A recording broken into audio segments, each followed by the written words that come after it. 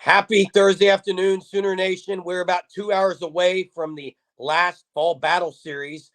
Before we get started into this video as a softball edition, make sure you have subscribed to the Sooner Surge, like, comment, turn on your notifications. You guys know what to do.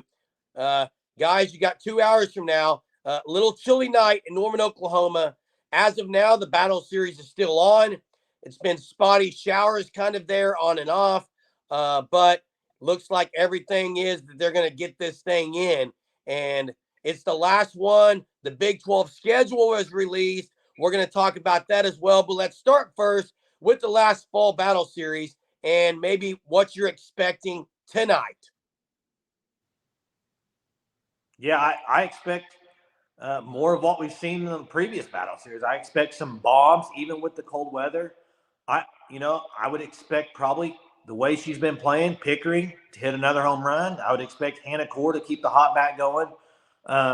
But I think Kenzie Hansen leads in total points, if I'm not mistaken. Yes, and she does. Narrow I lead. expect her to bring in a home. I expect her to win it.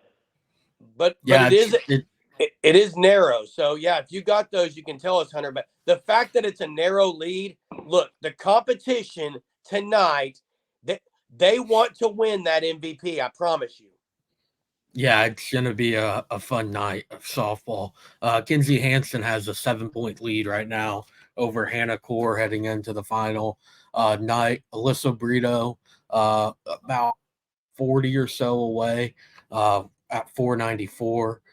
Kenzie Hansen's at 543. Nicole Mays at 444, first for pitchers. Tiara Jennings at 438. Peyton Monticelli at 428. Cassidy Pickering at 383. Riley Ludlam at 377. Jada Coleman at 258. And Alina Torres at 255.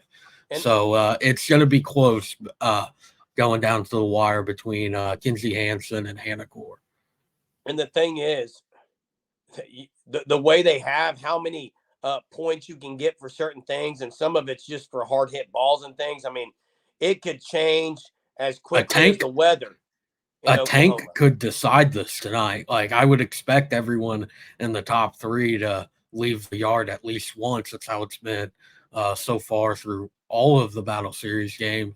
And if one of them can hit a tank, like, that might be what determines it. Because I think they said in the scoring the other night that it's 50 points extra if you hit what's classified as a tank. So, yeah, that really could break it. Or, I mean, Tiara Jennings kind of had a night last week, like with 2 bombs, I believe. One of them, I don't know if they ended up rolling it a tank or not. It probably should have been. Like, if somebody has a 2 home run performance and you throw in that tank, like, they could kind of jump in to the top 3 out of nowhere from the bottom half of the top 10. Yeah, and the thing is, I'd love to see Maya Bland.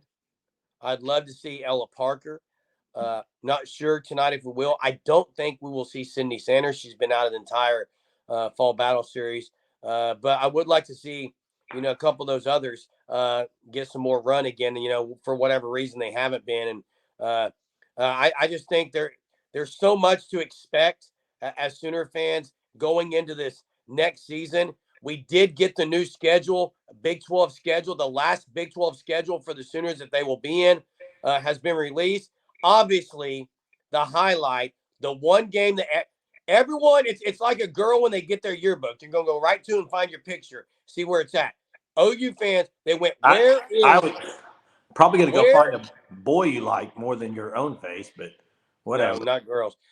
Anyway, the first thing Sooner fans went to was May 3rd through May 5th, 3-game set in Norman against the Cowgirls. And, Kelly Maxwell, May 3rd. Maybe she'll start May 4th, too. May the 4th be with you, Cal, OSU, because it's going to probably be a clean sweep, in my opinion. Should we go ahead and pencil her in as a starter on May 3rd? Yes. I would be I would shocked. Pencil. Get a Sharpie. Get a Sharpie and write it. I think injury would be the only thing preventing Kelly Maxwell from starting that first game against Oklahoma State. And they also get Baylor, the only game they lost last year at home.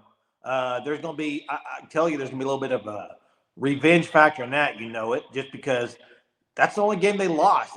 that bothers them. Trust me. They're going to be out there trying to roll them for 3 games for sure. Yeah, I thought it was interesting that last year in the Big 12, you get 3 of the new teams, BYU and Houston at home back-to-back weeks, and then you have UCF on the road. So did not expect to get that many of the new teams because you only get 9 conference series, but to get 3 of them, I guess that's kind of cool in your last hoorah in the Big 12 before going on to the SEC next year. And the full schedule will be out extremely soon. So that's something to keep an eye on. It should drop very soon, and we'll have that for you too. Yeah, we'll have a video for that. But yeah, no one's going to mind going to Florida in the spring. I promise you. That'll be a fun trip to UCF. Obviously, I would say the outside of OSU, the other series that is the one that Sooner fans are just excited for as far as competition-wise, because it's going to be the other best team, I guess you could say, is the Texas Longhorns. And I don't remember the exact date on that. I think it's their 4th to last series. It is on the road. It's in Austin. April 5th through 7th. Okay, April 5th through 7th. So you got that one, and then a month later, pretty much, you got OSU in Norman. So those are the 2 kind of series that I see, along with that revenge series against Baylor. Well, and I love the fact that the OSU series is near the end of the schedule. Love that. I think that's great instead of it being real early on. Also, Texas is pretty late in the schedule too. I like both of those, kind of where they fall for sure. Yeah, I think Texas is almost the exact same weekend as a year ago. Maybe off by 1 weekend. It's in the same area. I am a little shocked. I didn't think they would give OSU the final weekend because the next weekend is the Big 12 championship or tournament. So you would expect those 2 to play again probably in that championship game. So it's cool to see. I obviously wish Texas could have been a home series, but they had that last year. So get a sweep in Austin, and that's that's fun to beat Mike White, I guess. Oh yeah, and look, I mean, I don't think it's a stretch to say that the non-conference schedule and some of the tournaments they're going to have better competition than most of the season they're going to see in the Big 12. I think that's probably a fact to say. Okay, but it is their last circuit in the Big 12 conference. Guys, it's like a circus when this team travels because everyone wants to see the greatest show on the diamond, and that's the OU Sooner softball program. So there is the Big 12 schedule. It's out. Start dropping that money on some tickets because Love's Field is going to be raucous and hopping. I can't wait to see when the stadium opens up and the statue is revealed, but it's going to be here before you know it. You got the last fall battle series tonight. Hope the weather cooperates. And again, we'll have a video afterwards to kind of go over the results of the fall battle series. Make sure you're subscribed to our channel, The Sooner Surge. Till next time, Boomer. Sooner.